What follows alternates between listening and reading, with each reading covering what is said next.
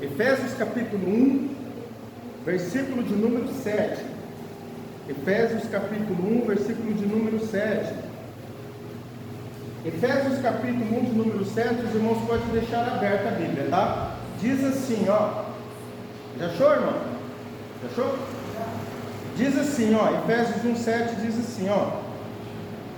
Onde nós paramos foi no 5, né? E nos predestinou para filho de adoção, por Senhor Jesus Cristo, para Ele mesmo, segundo o bom propósito, beneplácito de sua vontade, para louvor e glória da sua graça, pela qual nos fez agradável a si, no amado. Olha aí, sempre puxando para Deus, tá? Todas as coisas convergem para Deus.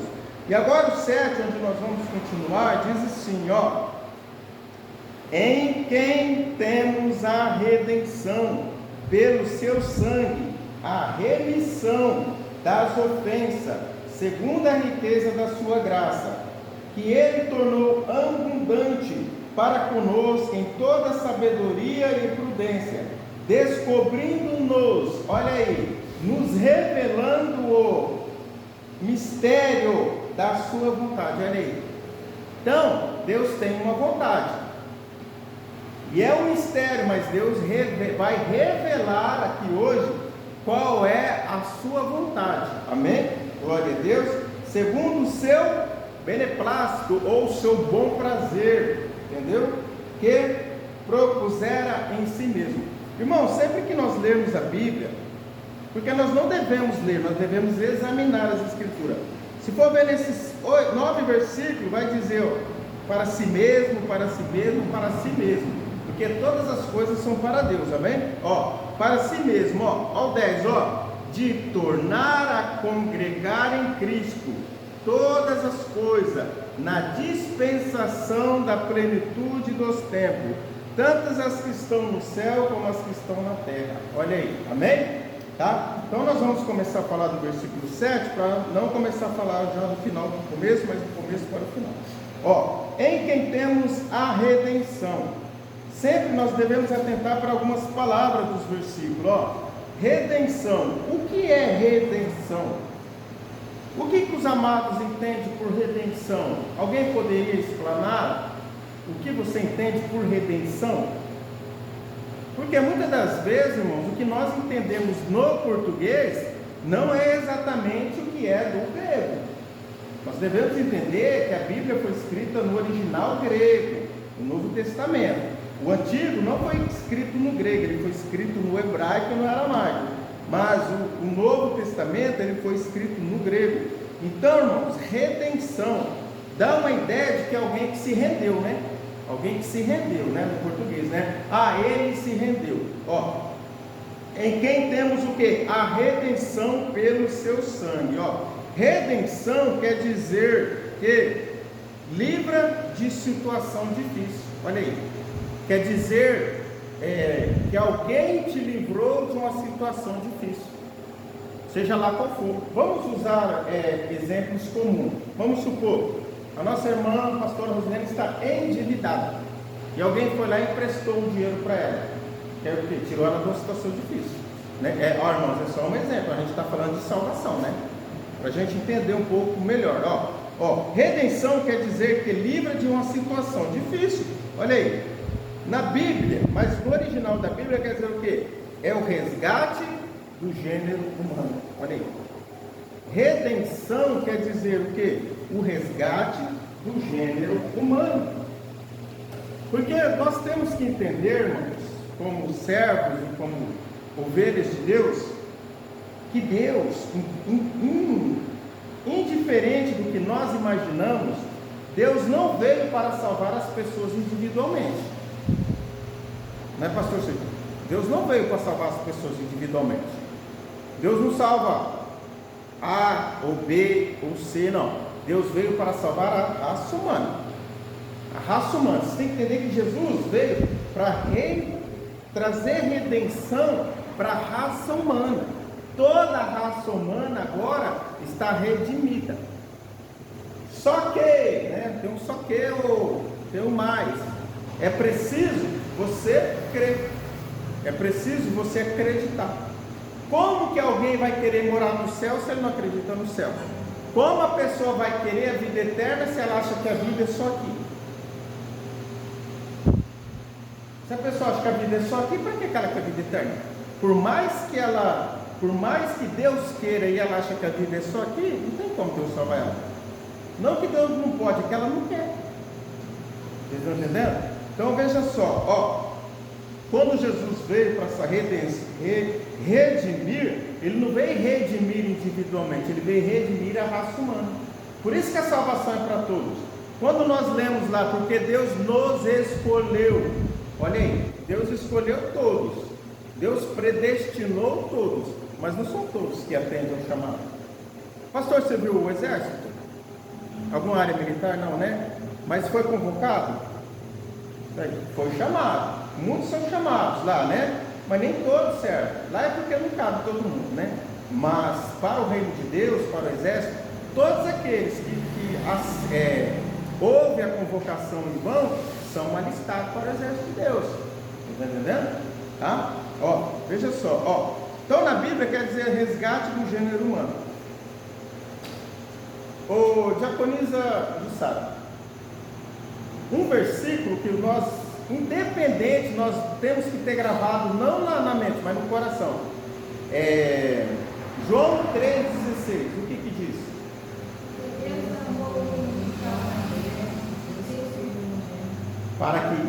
Para que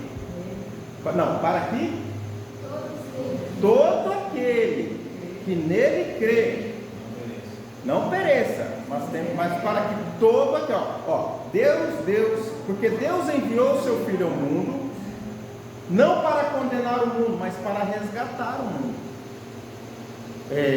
Então Deus enviou Jesus para resgatar, não para condenar, já estava condenado. Quando você comete um crime e você precisa de um advogado, para que você quer um advogado? Para te defender. Para te defender. Jesus é o nosso advogado. Nós éramos culpados, nós somos culpados, mas ele veio para nos defender.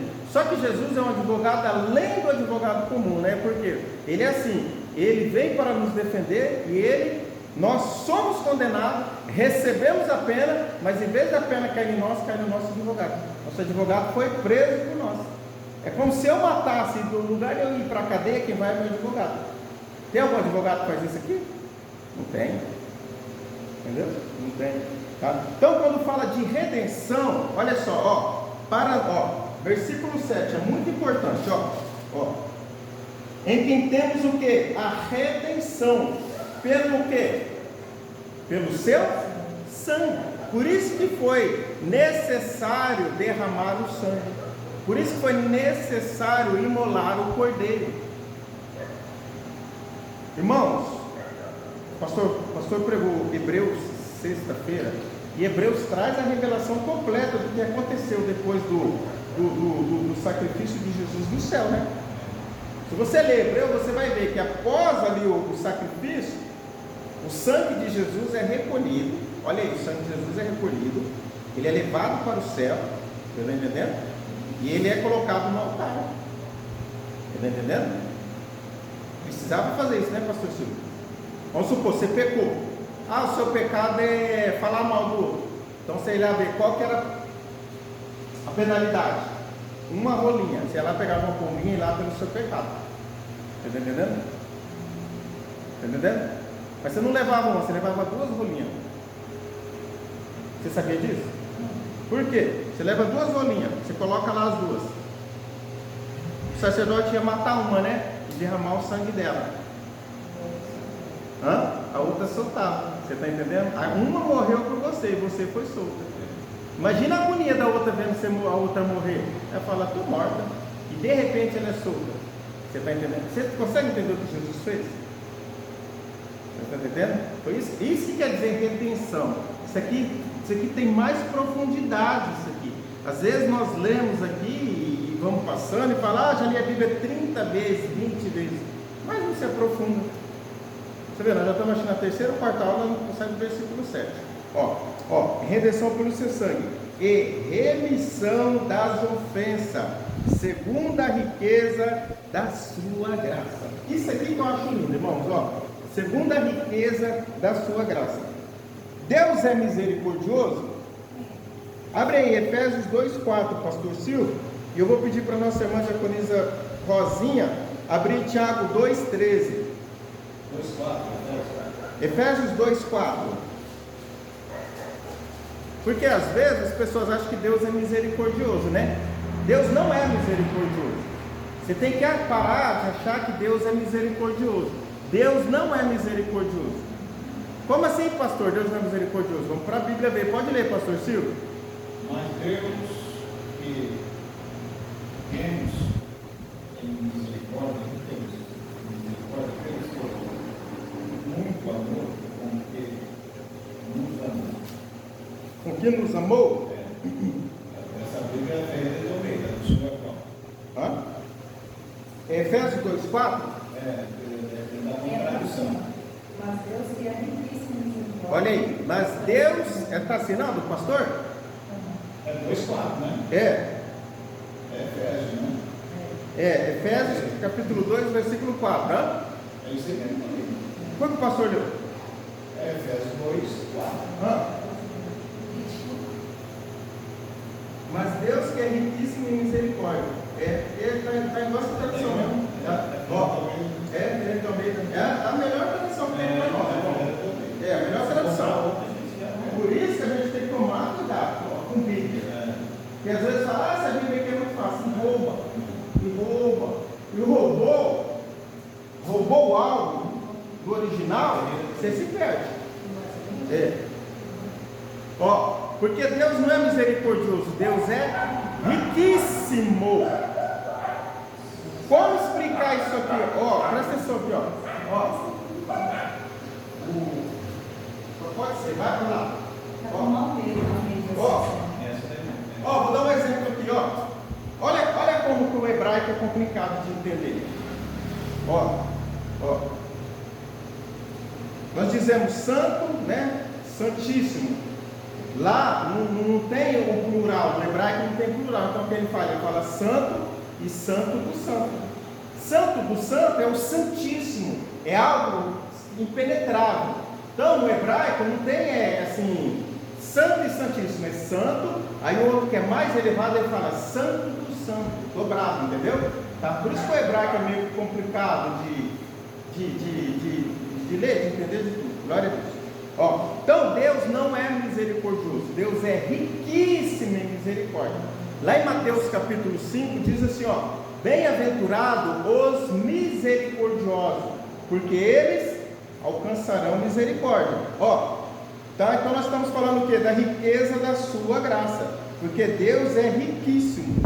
Veja só, Armando abriu Tiago, porque veja só, todo pecado precisa do quê? De uma punição, né? Todo pecado precisa de uma punição. Vamos supor, se eu ofender o meu irmão aqui e ele me levar à justiça, por mais que eu me arrependa e por mais que ele me perdoe, lá na justiça eu vou ter que pagar pelo meu crime. Vamos supor, eu roubei a casa dele, roubei a televisão, o celular dele. Depois eu me arrependi e entreguei para ele, só que antes ele chamou a polícia, ele não sabia quem era. A polícia veio, a polícia me pegou, eu me arrependi, entreguei para ele, nós fizemos a paz, só que a polícia não vai perdoar, a polícia é obrigada a fazer o serviço dele. Quem que é a polícia? A polícia é o anjo. A polícia é o anjo. Vamos supor que a polícia é o anjo. O anjo, ele só obedece aquilo que manda fazer. Se mandar matar, ele mata. Se mandar salvar, ele salva. Anjo não tem escolha. Anjo não é bom nem ruim. Anjo é obediente. Então vem o anjo, vem a polícia. Ele não está ali para te julgar, está para te pegar e te conduzir com autoridade. Com autoridade comigo. Se você morreu sem Cristo, o anjo vai vir te pegar e vai te levar para onde? O inferno, para o abismo. Você morreu com Cristo, o anjo vai te pegar e vai te levar para onde? Paraíso. Seu anjo, o senhor me perdoa. Nesse lado da polícia? Seu polícia, o senhor me não, mas só está para cumprir. Aí chegou lá no advogado, o que o advogado vai falar ao seu irmão? Está tudo certo, mas a pessoa vai sofrer as penalidades daqui. Isso é na lei comum, mas na lei de Deus Bem-aventurados os misericordiosos, porque eles alcançarão misericórdia. Por mais que eu mereça o pecado, alguém pagou no meu lugar. Quem foi? Jesus. Todo pecado é cobrado. Não pensa que não tem pecado que não foi cobrado. Jesus pagou. Ah, Deus me perdoou. Sim, Deus te perdoou, mas Jesus tem que pagar. Então, agora, Deus é riquíssimo em misericórdia.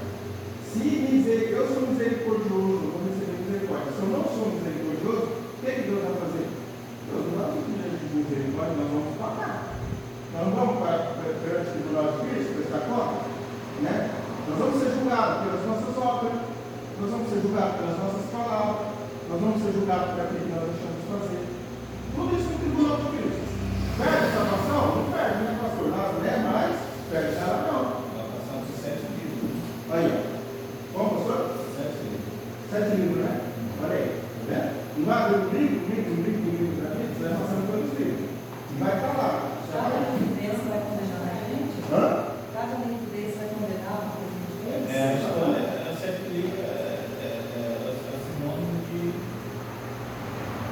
Espírito Santo. Espírito Santo. 7 candelabros. 7 candelabros. Vai ter 7 livros? Abriu os livros, o livro e abriu o livro da vida. Está em Apocalipse. É assim, lá em Apocalipse. Lá em Coríntios também diz assim, ó, que nós vamos passar pelo tribunal de Cristo. Nós vamos ser julgados pelas nossas obras. As nossas obras vão entrar no fogo. Se você fez obras de palha, madeira,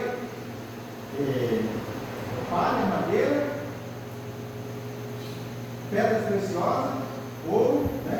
E prata, ouro é útil, prata é ouro. Vai passar pelo fogo, se você jogou palha no fogo, o que acontece? Rápido, você jogou madeira, vai queima. Você joga lá ouro, o que acontece? Purifica mais ainda. Tem gente que está fazendo obra de palha, obra de madeira. Vai passar pelo fogo e o fogo vai consumir. Mas ele vai ser salvo pelo fogo. Mas ele não vai pegar não. Ele não vai ter recompensa. Já recebeu aqui. Então, vai ter recompensa ainda para receber, né? E se passou pelo fogo, perdeu. E que obra de palha, obra de madeira? Olha, está tudo no assunto. Aquelas obras que você mais faz fazer. Entendeu? Aquelas obras que são mais fáceis, as obras mais difíceis, você quer fazer. Você tem uma obra nesse aqui. Vocês vão receber da verdade aqui. Mas assim, é bem complicado, né? Assim, Para isso tem que ter estudo. Lógico que é complicado. O que nós vemos lá em Mateus 7,19? Nós colocamos aqui um novo e outro é. Tá? Então, toda justiça tem que ser cobrada. Mas se você é misericordioso, por que? Veja só, Jesus diz assim, ó, quando você for levar o seu dinheiro no altar, e você descobrir que você tem algo contra o seu irmão, deixa o seu dinheiro, vai, reconcilia com ele. Oi? Específica para isso. Vai dar, se não prestar atenção, não. Não vai dar não. Dá a mão na cabeça. Ele tem especificado. Deixa só.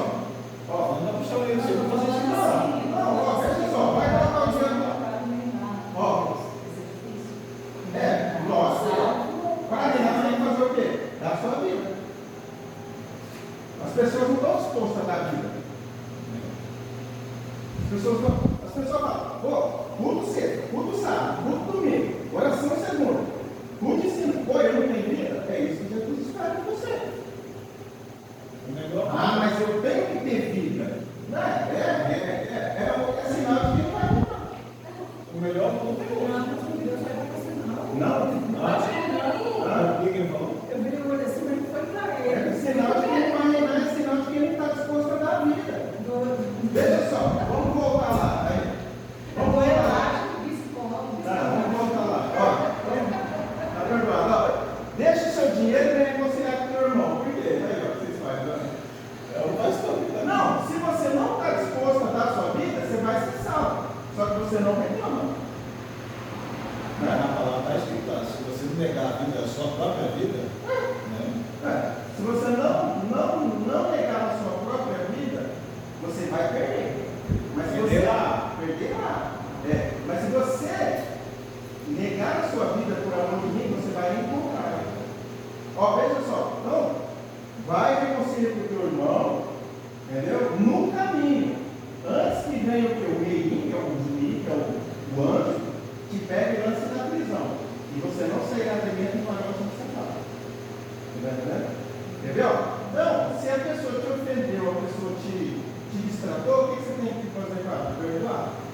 Se você não perdoar, você vai receber a justiça. E a justiça é misericórdia. Se você não usa misericórdia, você vai arcar com a justiça. Mas se você for misericordioso, pode ter, vai. Não, é só porque está na Bíblia. Se não tivesse na Bíblia, eu não falava isso. Mas isso eu não falo nem no culto, senão dá uma na cabeça de Deus. Pode ler? Pode ler. Olha que ela vai ler, olha só. Porque o juízo será sem misericórdia sobre aquele que não fez misericórdia. Ó. E a misericórdia triunfa do juízo. A misericórdia triunfa sobre o juízo. Quer dizer o quê? Se você for misericordioso, por mais que você mereça o juízo, você vai ser usado de misericórdia. Palavra-chave. Palavra-chave.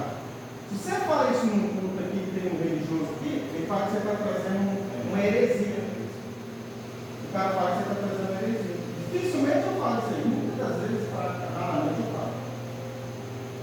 Mas usou de misericórdia, por mais que você mereça ser punido, Deus não vai te punir, porque você foi misericórdia. Porque é é. verdade isso. Hã? Por quê? Não é verdade? Por quê? Vai você usar de misericórdia, Deus vai usar com você. Pode explicar, pode falar para ela. O que o pastor está falando? Nem todos que estão na igreja, por que a palavra fala assim? Nem todos que estão em Israel são israelitas. Nem todos que estão na igreja entendem o que você está falando lá no altar. Às vezes a mente daquela pessoa está fechada, não tem aquele conhecimento. Às vezes, quando o pregador está pregando algo, o ensino que seja,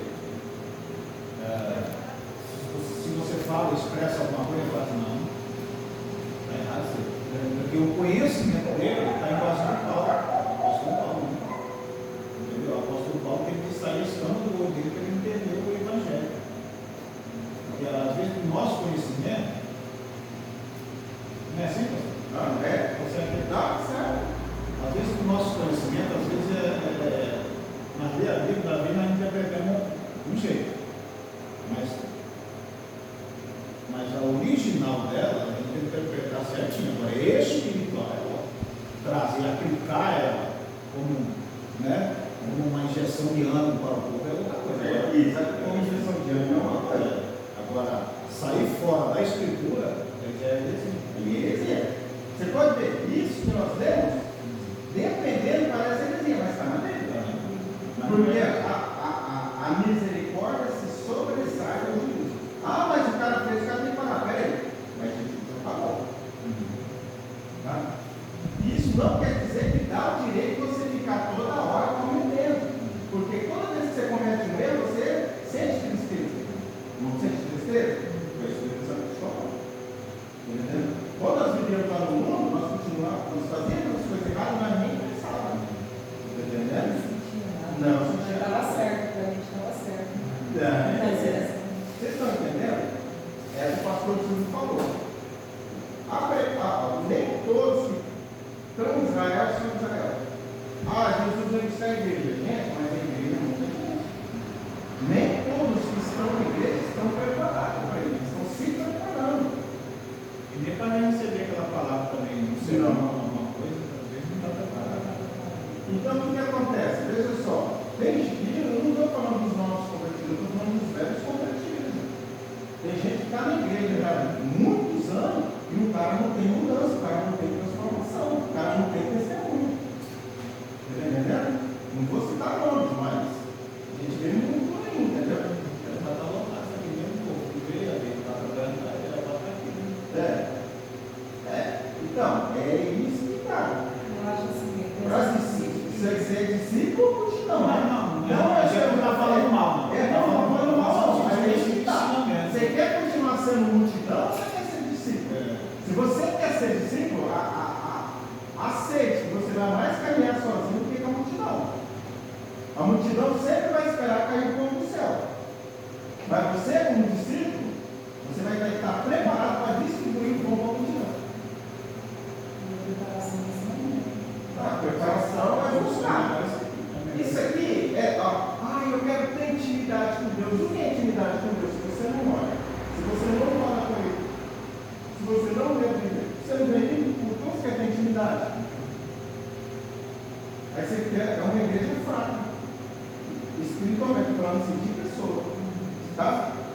Deus é riquíssimo em misericórdia, tá? Deus é mais do que misericordioso, vamos supor assim, para não dizer que Deus não é misericordioso. Deus é mais do que misericordioso, ó. Em quem temos o que? A redenção, redimidos pelo seu sangue. Não há remissão de pecados sem derramamento de sangue, tá? Ó, quando você traz o seu dízimo, a sua oferta no altar, o que você traz? Já falei isso aqui, né? O que traz? Traz o quê? O dinheiro, mas é um símbolo. No céu, não só dinheiro do céu, mas o que você está trazendo? O que você gasta lá no seu serviço para você ganhar dinheiro? Sangue e suor. Você derrama o seu sangue lá. Você deixa o seu sangue, você deixa o seu suor, você deixa a sua gordura lá no serviço. Entendeu? Não é verdade? Não é verdade? Não é? Não, estou falando biblicamente. O que levava no altar lá em Israel? Levava o quê? O animal, aí matava o animal, derramava o sangue, pegava a gordura e fazia o quê? Derretia a gordura. E a gordura subia como cheiro suave para Deus. É o que você deixa. Então, quando você traz o dinheiro no altar, para você está trazendo dinheiro, mas para Deus você está trazendo o seu sacrifício. As primícias. As suas primícias. O seu sacrifício. Você está entendendo? Tá? Quando você deixa 10% no altar, você está consagrando 100%. Por isso que muitas das vezes a pessoa que é fiel, né, pastor? Ela, com pouco, ela tem mais do que quem ganha muito. E a pessoa não entende por que quem dá e quem não dá. Entendeu? É uma guerra espiritual. Tá? No coordenação dos outros, não lembro que ganhava 2 mil, né? Não tinha casa, não tinha casa. Mas era fiel. Não tinha diferença. Não, isso é bem. Mas não, o salário é 2 e pouco. Ele multiplica. Deus multiplica, o salário é 2 e pouco para reformar. Eu não tenho condição de falar que o meu salário que seria as mansões que tem para ser mercado de 300. Não estou falando assim, não. Mas tem que ser dizimista. Não assim, é comparação. É uma comparação, mas você tem que ser dizimista, você tem que ser fiel. Nós estávamos num lugar, ele ia lá e falou assim: ah, não, fulano dizima. Eu falei: não vai para esse caminho, começou a dizimar, a vida dela desandou, e eu volto. Você sabia que ele estava no meio do falando? Se os obreiros não dizimassem, eu nem voltar. Não é uma não, é um monte. Lá na. Nem participar da Santa Ceia. Na Deus é coisa. Não, na Assembleia também. Na Assembleia também. Na do Belém? Nasce de dizimar. Agora, se você chegar no pastor, estou chegando agora, estou devendo, isso, aí vai falar assim: quanto tempo você vai ficar?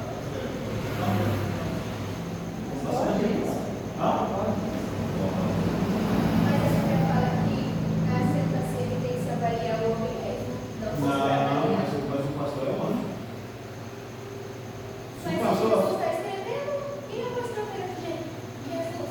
Não, mas se o pastor falasse, se ele saber da vida da pessoa, se ele saber da vida, ele tem uma autoridade do céu e da terra de barrar e falar assim: não, você não vai participar. Parece errado, mas é o certo. Mas é o certo. Por que o reino de Deus Se nós não respeitar ele como anjo da igreja, ele é o anjo. Assim, vamos dizer, não sei. Pode falar, isso aqui é para falar. Pode falar, fala, não tem medo de falar não. Falar não vai para o inferno.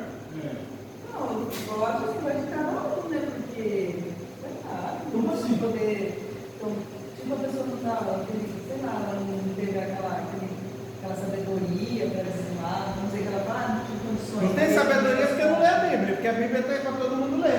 Não, A Bíblia está aí. Não, eu estou falando assim, gente. Assim, às vezes a pessoa chegou hoje, né, pastor? Começou hoje. Daí ele chega no pastor e fala assim: pastor, ó, não estou dizimado, estou devendo, tudo isso. E o pastor vai compreender. Está entendendo? Porque a obra ela precisa também dos bens financeiros. Se não tiver bem financeiro, ela morre. Então ela tem que estar como espiritual e bem financeiro. Se ela tiver, mas o espiritual ela tem que estar aqui. O bem financeiro tem que estar aqui. O bem financeiro nunca pode ultrapassar o espiritual, senão a igreja ela começa como se fosse se esfriar.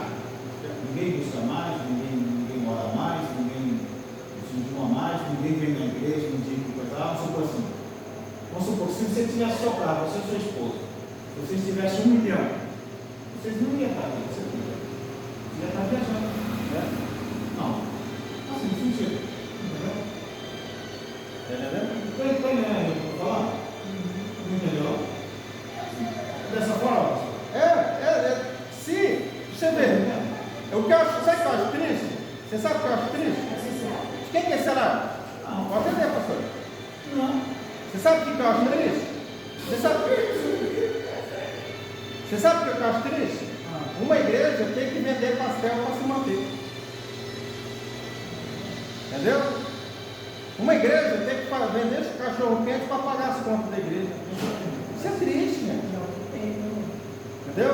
Porque o que está querendo dizer aqui é que a pessoa que ela tem o trabalho dela, tem a renda dela, e ela fica na igreja e só que as bênçãos não dizimam. Tem pessoas que já ficou, sabe, na frente da obra e não dizimam. Sabe? Tem que dizimar, não dizimam. Ó, já está acabando o horário, vamos falar disso aqui. Ó, versículo 8. E ele tornou abundante para conosco em toda sabedoria e prudência. Ó, ele pegou abundantemente para nós e deu toda sabedoria e prudência. Ó, tá? Então, abundância. De abundância vocês entendem, né? Abundância vai falar do que de abundância? Bastante. Olha aí, glória a Deus. Abundante, excessivamente. Quantidade excessiva, olha aí. Então, o que Deus nos deu de sabedoria é excessiva, uma grande porção, uma grande quantidade, tá? Então, pastor, nós estamos falando que Deus superabundou a sua sabedoria para conosco. A abundância vai falar de bastante, entendeu? Tá? Mas eu não sei. Lá em Tiago diz: quem não tem sabedoria, peça a Deus, que Deus dá de graça e não lança ninguém, não cobra ninguém, entendeu? Não entendo. Não, a pessoa vai falar: eu não entendo a Bíblia. Aí eu vou lá em Tiago e falo assim: quem tem sabedoria, peça a Deus, que Deus de graça dá. É só pedir. Se você descobrir nos versículos-chave da Bíblia, você consegue. Eu orei para Deus, eu falei: Senhor, eu quero entender a tua palavra. Tiago falou aqui, eu quero que você cumpra na minha vida. Não sei tudo, por isso que eu ainda continuo estudando. Mas quando você mais estuda, mais Deus vai te dando sabedoria. Entendeu? Não entendo, eu oro, não entendo. Peça a Deus, que Deus de graça dá, tá? Ó, vamos fechar aqui com o capítulo 9, onde diz assim, ó: descobrindo-nos o mistério da sua vontade. Olha aí, então Deus tem uma vontade. Só que é um mistério. Só que ele fez o que, né, irmãos? Ele descobriu. Descobriu que é o que? Revelou. Ele revelou qual era a sua vontade misteriosa. Amém? Glória a Deus. Aleluia. Segundo o seu bom prazer, ou seu beneplácito, né? Que propusera em si mesmo. Olha aí, irmãos, vamos aqui ver aqui, no versículo 9, onde diz assim, ó, olha aqui, ó. 9:1, ó, olha só o que diz nessa Bíblia, ó: dar-nos a conhecer o mistério da sua vontade, ó, da vontade de Deus. Qual é a vontade de Deus? Né? A da sua vontade é um dos itens da sabedoria e prudência de Deus. Na eternidade, Deus planejou uma vontade.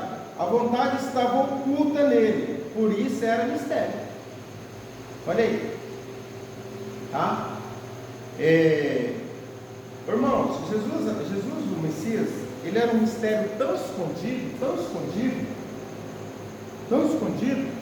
que até Moisés quis ver, né? Moisés disse assim: Senhor, mostra-me o caminho. Não está assim lá? Mas Moisés não quer saber o caminho para Canaã, porque ele sabia, né? Ele queria ver o caminho. Quem é o caminho? Jesus. Falou assim: me mostra o caminho. Eu já vi gente falar, pastor, que Moisés pediu para Deus mostrar o caminho para Canaã, senão ele voltava para o Egito. Ô gente, mostra-me o caminho. Aí Deus fala assim, ó: ninguém nunca me viu e viveu, né? Mas eu vou ficar entre a rocha, eu vou colocar a mão, você vai ver pelas costas. Ele viu o que? Ele viu a imagem do Messias, ele viu o Messias pelas costas, tá? Ah, pastor, isso aí é aquilo que eu falo, não se coloca vinho novo em outro velho, tá? Não se coloca. Jesus diz assim, ó Jesus discutindo com os fariseus, ó: Abraão viu os meus dias e se alegrou. Porque quando Abraão vai sacrificar Isaac fala: pai, a faca está tudo, cadê o cordeiro? Aí Abraão olha para Isaac e diz: Deus proverá para si, não para mim. Abraão disse para Isaac: Deus vai prover para ele um cordeiro, não para nós, Isaac. Aí ele olhou, porque ele viu preso no arbusto? Um carneiro pelo chifre, né? Um carneiro não um cordeiro. Está vendo? Ali naquele momento, ele viu, né? O Messias, né? Que ele se alegrou. Ah, você é louco, você não tem nem 50 anos, viu, Abraão? Antes que Abraão existisse, eu sou. Olha. O eu sou, né? Do monte lá que Moisés viu, é Jesus. Então, daqui a pouco nós vamos chegar nisso aí. Então, eles quiseram ver esse mistério. Desde Abraão, todos desejaram ver os dias de Jesus e não viram, né? Morreram sem ver a promessa. Quando diz que morre sem ver a promessa, ali está falando da promessa que é Cristo, né? E a promessa é que se Deus tem promessa na nossa vida e nós nos mantermos fiel, vai se cumprir. Muitas das vezes as promessas não se cumprem porque nós abandonamos Deus. Foi chamado para isso, foi chamado para aquilo, quer viver uma vida devoluta sem se entregar para Deus, como que vai cumprir? Deus vai entregar. Quem que entrega os seus tesouros na mão de irresponsável? Ah, a firma lá está quebrando, você vai pegar seu dinheiro e vai investir nela? Vai nada. Você não é louco? Você acha que Deus vai investir em alguém que está quebrado espiritualmente? Quando eu estou dizendo quebrado espiritualmente, é pessoas que não querem compromisso com a obra de Deus, irmão. Não quer compromisso com a obra de Deus. Não, Deus não quer. Por isso que eu falo, a minha tristeza grande é aquilo. Não pode ser. Entendeu? Para não ter, tem que acontecer algo. Tem que acontecer algo muito grave. Entendeu? Ah, estou cansado. É justificativa para você, para Deus não é justificativa. Ah, estou exausto. É para você, para Deus não é justificativa. Está entendendo? As coisas de Deus é seríssima. Não é sério. Então Deus tem uma vontade, ele fez um mistério, só que ele revelou quando apareceu Jesus Cristo. Entendeu? Olha que lindo, olha onde nós vamos chegar, entendeu? Vocês vão entender muita coisa, entendeu? Vamos continuar aqui, está acabando o horário, ó. Sabedoria, prudência, né? O prazer do coração de Deus foi dar-nos a conhecer o mistério da sua vontade. O bom prazer de Deus foi o que ele propôs nele mesmo, para a economia da plenitude dos tempos, o que indica que o próprio Deus é o início, a origem e a esfera do seu propósito eterno, que não pode ser derrotado, para o qual tudo coopera, a respeito do qual ele não se aconselhou com ninguém. Eita, isso é forte, hein? Deus é maravilhoso, né? Quem pode dar conselho para Deus, né? Quem pode dar? Deus perguntou para Jó, né? A nossa pergunta lá, né? Jó, você sabe tudo aí, eu vou te fazer pergunta. Onde você estava quando isso? Onde você estava quando aquilo? Quando você estava quando os cabras montanheses, papai, Jó, só, entendeu? Questionar a Deus é a pior coisa que tem, irmãos, de tornar a congregar em Cristo todas as coisas, na dispensação da plenitude dos tempos, tanto as que estão no céu, como as que estão na terra. Qual é a vontade de Deus? Qual é o mistério que Deus quis nos revelar? Cristo. E qual é o outro mistério? Fazer o céu e a terra um só, né? Sabia disso? Fazer o céu e a terra um só. Esse é o mistério de Deus. Porque nós vamos habitar, gente. Embora que a gente fale que a gente vai morar no céu, mas a Bíblia diz que a gente vai morar numa nova terra, num novo céu. A gente não vai ficar no céu para sempre, a gente vai voltar para a terra, gente. É uma nova terra, não é essa terra corrompida, essa terra vai passar por transformação. Se a gente fala, vamos morar no céu por toda a eternidade, mas o que é um céu? Um céu é onde está Deus.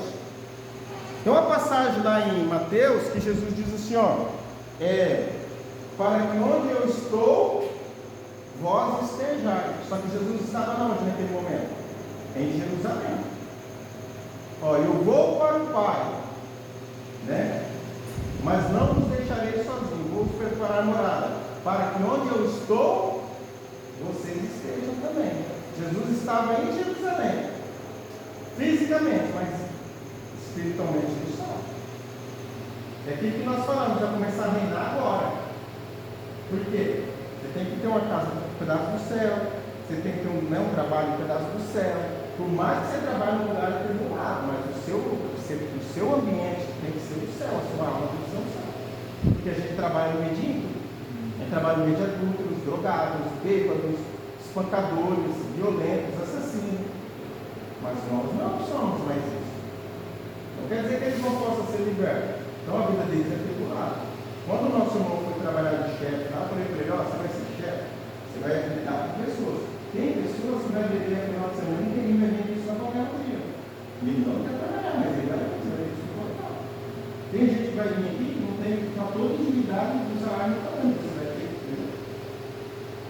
Entendendo? Então, a vontade de Deus é que o céu e a terra venham a ser um só. Convergir nele toda a plenitude de todas as coisas. Ó, olha o que vai dizer que essa Bíblia de estudo aqui é muito importante. Ó, olha só, ó. Vamos ver isso aqui, ó. O plano, a palavra grega quer dizer oikonomia, que quer dizer lei doméstica, gestão ou administração familiar. E por derivação, plano, economia, dispensação, administrativo, né? A economia que Deus, segundo o seu desejo, planejou e propôs em si mesmo, é encabeçar todas as coisas em Cristo, na plenitude dos tempos. Ó, na plenitude dos tempos. Tem os tempos. O tempo vai falar de eras, não tem as eras? As eras, não tem as eras? Daqui a pouco nós vamos falar dessas eras. Olha só, ó. Cabeçar todas as coisas na plenitude das eras. Vamos falar assim. Isso se realiza mediante a dispensação do suprimento abundante de vida do Deus triuno. Olha aqui, isso aqui é importante, mas nós não vamos nos apegar nisso aqui, né? Como fator de vida em todos os membros da igreja, para que sejam ressuscitados da situação de morte e sejam unidos ao corpo. Olha aí, ó. A expressão dos tempos refere-se às eras. A plenitude do tempo ocorrerá quando o novo céu e a nova terra aparecerem, depois de se completarem todas as dispensações de Deus em todas as eras. Olha aí. Então, irmãos, nós devemos saber onde que nós estamos nesse exato momento. Onde que nós estamos nesse exato momento? Nós estamos em qual era? A era da? Olha. Da graça. Nós estamos na era da graça. É importante saber em que era nós estamos, na plenitude do céu. A Bíblia, ela nos estudos teológicos, ela divide as eras em 4 eras. Ó. Qual que é a primeira era? A primeira era é a era do pecado, de Adão, né? Teve o pecado, não teve? O que aconteceu? Precisou de qual era vir? A era da lei, né? De Moisés, não foi a lei de Moisés? O pecado não reinou até Moisés, né? Quem é que fala que o pecado reinou até Moisés? Eu falo, né? O pecado reinou até Moisés. Mesmo aqueles que não cometeram o pecado de Adão, né? Mas o pecado reinou até Moisés. Quando veio Moisés, que é a lei, aí o pecado deixou de reinar. Parece ser complicado, né? Mas não é, né? Porque veja só, se não tem uma lei para punir, não quer dizer que não deixa de ser pecado. Vamos supor, antigamente, eu vou usar o exemplo, antigamente tinha leis secas? Não tinha, né? O cara dirigia, bebia, matava as pessoas, entendeu? Mas é errado. Entendeu? Então veio a lei seca, agora se te pegar, é crime. Mas não quer dizer que antes não era. Só que a lei nos punia. Não tem como você ser punido se não tiver uma lei. Entendeu? Aí vem a lei. O que a lei diz? Olho por olho, dente por dente. A lei diz isso, não diz isso? Jesus que disse, ame o teu inimigo, mas a lei diz, olho por olho, dente por dente. Furei o olho dela, qual que é a minha punição? Furar o meu olho. Numa briga, quebrei o dente dela. Qual que era a minha punição? Ficar lá e chorar no rio, pá, quebrar o dente. Estou dando um exemplo. Desobedeceu ao pai e mãe, qual que era a penalidade? A morte. Maldiçoou pai e mãe? Morte. Adulterou? Morte. Hã? Morte. Aí veio, então vamos na era da lei. Né? Ó, veio a era do pecado, perdão. Aí veio a era da lei. E depois veio a era do que, irmãos? A era da graça, que é Cristo, né? E a última era, qual que vai ser? A era do reino de Deus. Hã? Não, nós estamos na graça. Nós estamos na terceira, nós estamos na era da graça. Quando tudo completar, né, vai fechar a porta da graça? Fechou a porta da graça, acabou. A porta do reino? A porta da graça. A salvação é pela graça. A quarta é do reino, a era do reino. Não vai ter o reino milenário, que fala em Apocalipse? Não vai ter o reino milenário, o Cristo vai reinar por 1000 anos e os crentes vencedores vão reinar com ele. O que é ser um crente vencedor? É um crente que sabe governar, né? Você vai pôr um adulto para governar a cuidar de família? Vai pôr um ladrão? O Brasil coloca um ladrão para governar, né? Não é por isso, mas é falando que está aí, né? O Brasil não entende. Não, você está entendendo? Como você vai colocar um cara que foi condenado por roubo para governar uma cidade? No mundo caído de Satanás, coloca, mas no reino de Deus não. Sabe aquela Suzane lá que matou os pais? Ela teve um bebê, né? Agora. E se o hospital teve uma cláusula lá de saber que comentasse do assassinato que ela fez, ia ser vendido do hospital. Lá, né? Porque o certo não é errado, é errado é o certo. Acredita? Então, nós estamos na era da graça. Só que, nós vemos a era da lei, né? A lei foi cumprida em Cristo. O que é cumprir em Cristo? Cristo cumpriu toda a lei. Toda a lei foi cumprida em Cristo. Cristo deu uma nova lei. Qual que é a maior lei de Cristo? Amar a Deus sobre todas as coisas e amar o próximo como a ti mesmo. Como ele cumpriu esses dois mandamentos, cumpriu toda a lei. A lei diz, não adulterará. Aí Cristo veio e revogou a lei. Você tão somente olhar, olha como a era da graça é mais difícil, pai. E as pessoas falam que a era da graça é bagunçado, e não é. A era da graça é mais difícil. Imagina se todo filho que desobedece o pai, mas se o pai morresse. Entendeu? Então, o que acontece agora? Por que não acontece? Porque tem a famosa, né, as taças da ira de Deus. Deus está esperando completar a medida da taça da ira dele. Quando completar a taça da ira de Deus, ele vai derramar sobre essa humanidade. O pastor deu lá no Antigo Testamento, vocês devem ver também, onde Deus diz assim para Abraão que o povo dele vai ser peregrino por 400 anos, porque ainda não encheu a taça da medida dos amorreus. Então Deus vai esperar encher. Aí quando encher a taça da ira de Deus, dos amorreus, dos cananeus, Deus vai pegar e Deus vai enviar para quê? Fazer justiça aqui. Eliminar aquele povo. Acabar com aquele povo. Só que eles foram lá e não fizeram, aí está aquele povo lá até hoje. Toda vez que nós obedecer a Deus, nós vamos dar a consequência. Tá? Então, irmãos, vamos aqui terminar aqui rapidinho aqui, que isso aqui é muito importante nós entendermos. Deus fez de Cristo o quê? A cabeça da igreja, sobre todas as coisas, através de todas as dispensações de Deus. Em todas as eras, todas as coisas serão encabeçadas em Cristo, no novo céu e na nova terra. Isso será a administração e a economia eterna de Deus.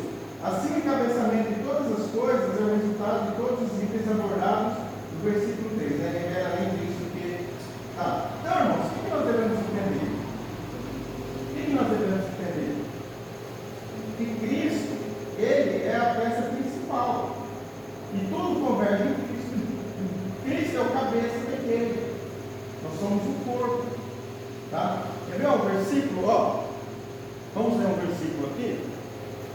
contra.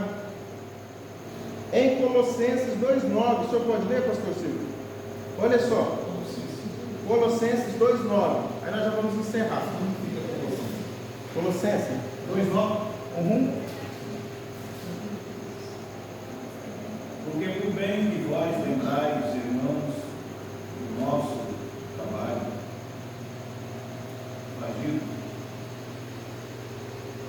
fadiga, pois o trabalho à noite e dia, para sermos pesados, nenhum de vós. Mais? Não, Colossenses. É Colossenses? É, Colossenses 2,9. Colossenses. Olha só, presta atenção, Leão. 2,9. Capítulo 2, versículo 9. Ó, por que isso, hein? É porque nele habita.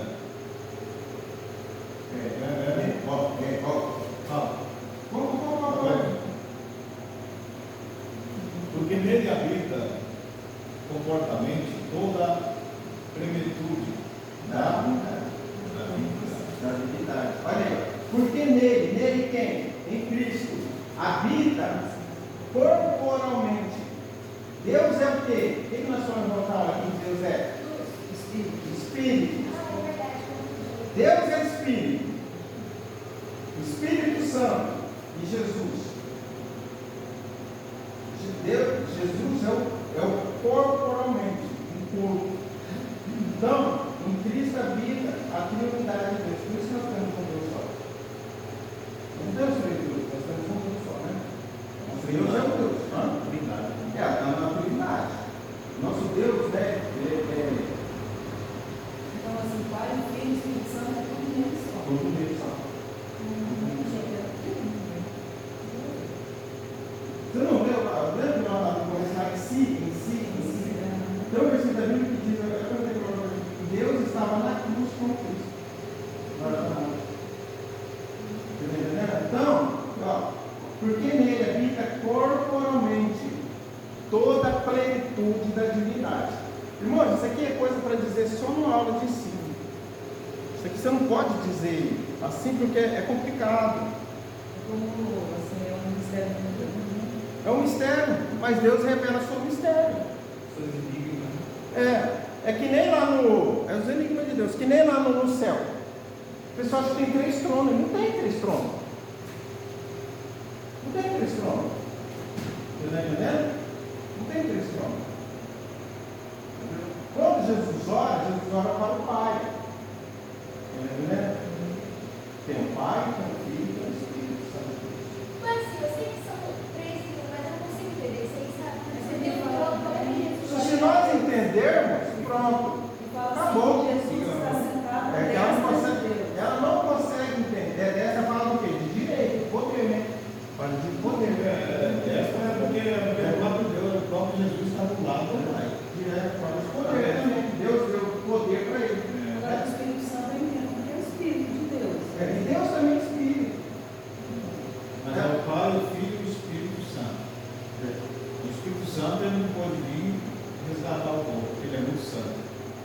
Né? Os anjos também não veio porque eles não tinham essa possibilidade. Ele veio do próprio Jesus. O próprio Jesus é Deus. Não, Jesus é o Filho de Deus. Mas eles é um. Mas ele é um, porque o mesmo, é a mesma coisa. Você não tem o sangue do seu pai? Vai fazer 2. Você não tem o sangue do seu pai e da sua mãe? Se torna um só. Entendeu? O sangue da sua mãe, o sangue do seu pai e o sangue da sua mãe se tornam um só no seu. Entendeu? Por isso que é trindade. Também um bom exemplo é esse aqui, vamos supor. Uma igreja. Nós somos quantos na igreja? Nós somos vários, mas num só. Um só corpo. Um só corpo e um só propósito. Aqui ninguém está com o pensamento dividido. Estou dizendo de igreja, de salvação. Então, ok, nós todos se tornam um. Pronto. Porque tem um que é o nariz, tem um que é o ouvido, tem um que é a orelha, tem um que é o dedo, tem um que é a perna. O apóstolo Paulo fala. A oração de Jesus no João 17 é: Pai, para que eles sejam um em mim, como eu sou um no Senhor. salvação individual. A salvação é do corpo. A salvação é do corpo. Está entendendo? Salvação do corpo. Quando ela falou assim, eu não entendo, não consigo entender, mas nós não vamos conseguir entender a prioridade de Deus. E nem queira, eu já não estou assim. Mas se ficar querendo passar, fica bom. Fica louco, eu abri mão disso aí. Quando eu comecei a estudar uma teologia aí, eu fiquei louco, eu tive que parar e olhar para Deus. Eu vai dizendo coisa que não é. Você acaba às vezes até dizendo coisas. A sua mente começa a naufragar, começa como se fosse vir água dentro da sua mente, você não consegue entender mais. Não consegue. Então nós não temos. Muita informação da mente, ela não consegue. Nós não temos que entender.